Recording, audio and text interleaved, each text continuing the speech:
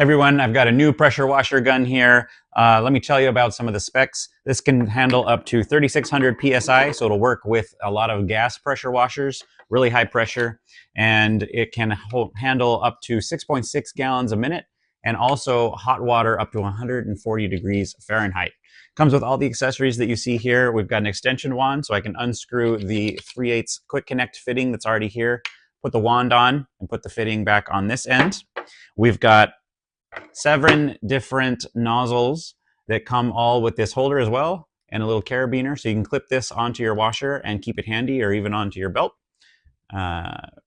There's 3 different straight jets, 3 different fan shapes, and then your high volume and high pressure nozzle.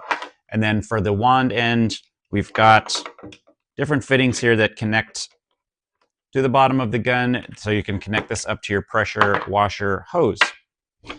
Everything here, like I mentioned, comes with the gun here, so I'm going to go ahead and set this up and we'll give it a try.